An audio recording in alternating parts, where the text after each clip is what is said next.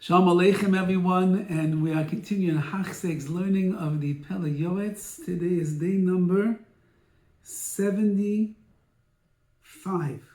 We're in day number 75, the day after Yom Kippur, the day after the Slicha, Mechila, V'Kapara. I hope that everybody is as clean as they could possibly be, and we are striving now to fulfill the Ratzon of HaKadosh Baruch Hu in the best possible way.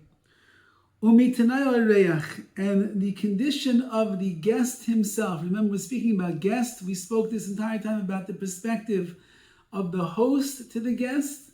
Now we're talking about the obligation that a guest himself has, how to behave. Don't be a burden on the hosts that you are staying by. If you could actually go and stay in an inn or a hotel by yourself, don't ask to stay in the house of somebody else. Don't be a burden on people. And even if they invite you to come stay in the house and they put pressure on you, say, please come. Don't say yes until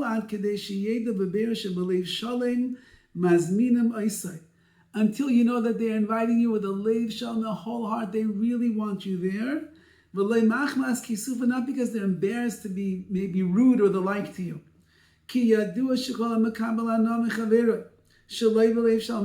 that receives benefit from their friend, and their friend did not do it wholeheartedly, rather because they were embarrassed, there's like a little bit of thievery that's going on over here because they don't really want to give you a room. They don't want to really give you their food. They don't really want to share with you their drinks and their time and their space, but they feel pressure. They have no choice. They're too embarrassed to say that we're ingrates over here, that we are not really Bali Chesed. So you have to be very careful in that condition, in that particular situation. And even when you need to sit in the house of a balabais, you have to go and spend. You have to be a guest. Don't be there for so long. Coming through town. Don't park yourself in the guy's house for the next month or two. No. Rather, the longer that you're there, the more of a burden you become. But now, if you need to be in a house, you need to be in the city for a long time. Don't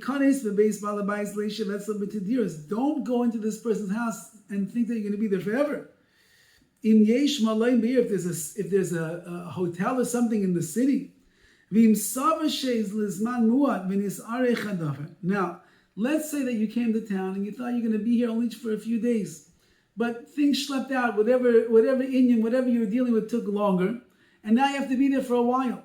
So you should ask the host, maybe I'm just going to go to the hotel. I'll go stay in somebody else's house. But do it do it in a wise way. But in order that you should not damage and cause a blemish to the host. People will think you're running away from the host. You don't like being there. But you yourself might end up getting blemished and looked down on in the city because people say, oh, he's leaving the house. Why is he going there? Maybe the host threw him out. So you have to do it very, very swiftly and cunningly to make sure that nobody gets embarrassed over here. And even when you're sitting in the house of the balabais, don't sit in the house all day long. Just park yourself by the kitchen table or on the couch and make yourself comfortable. It's not your house. You're going to be in people's way. Rather, you move over here to this room, to that room. You go out and you run some errands. You go to the base midrash. You learn. You daven. You do things. Take care of your business dealings. Don't be a third wheel in this house. You should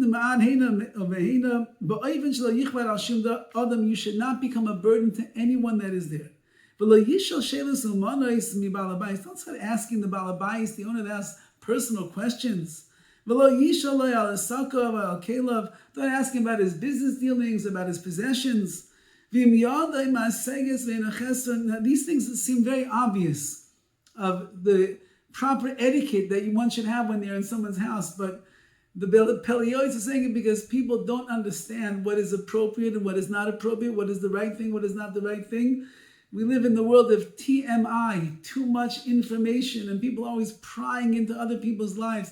You're there, they're doing you a chesed, you're staying in the house. Don't ask a question at all. You want to share a Dvar Torah?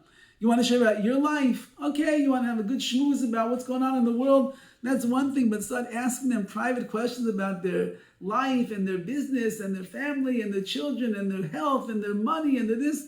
That is off the table, says the Pele Yoetz.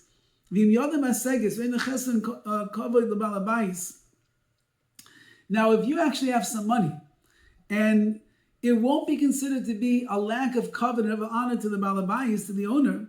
So they say, you know what? I feel so bad. I'm staying in Yas already for a few weeks. I would like to pay for the groceries. Here, I'm eating about this. Here's $100. Can I give to you towards the groceries? I don't feel comfortable taking from you all the time. If the Balabayis will accept that, great. If not, he's too embarrassed. He says, no, you're my guest. So that's fine. That's also fine. You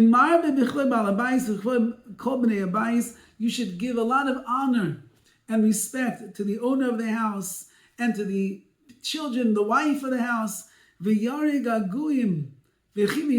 and show extra love and endearment to the children. And you should fill your mouth with praises, and you should bless them with beautiful brachas. That kids, they don't like having strangers around the house all the time. Every time they come home from school, they want to have their meltdown, and suddenly there he is, sitting on the couch, reading a book. He says, "Hi, kids, how are you?" So they're not interested in the "Hi, kids, how are you" from the stranger that's in their house.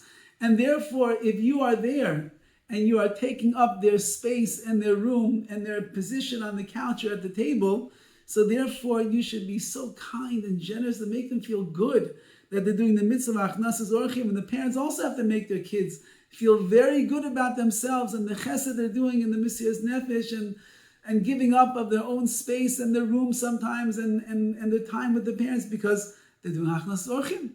That's a great thing you have to make them feel good about. And when you are finally ready to leave, you're heading back on your journeys, you're going back home, make sure you give many praises and kind words to the husband and the wife of that house and tell them, thank you, I so much appreciate everything that you've done for me. And even after you leave, send them a letter, send them a text, send them an email. I had such an amazing time in your house. We had a beautiful family that was over at our house on Shabbos. We had a really pleasureful Suda Friday night together. And one of the brothers that was with us, he just sent me a text and he said, thank you so much. Thank you for the delicious Suda, the enjoyable Suda. Please thank your wife as well. We had such an amazing time. That's what a guest's supposed to do. Even after the fact, show them that you appreciate what they've done. Gives a chizuk to the host also, because look, we took them in. Maybe we're planning to have a quiet meal. Maybe the kids didn't want to have guests, but we took them in and we changed their Friday night experience. Wonderful. We could do it again. And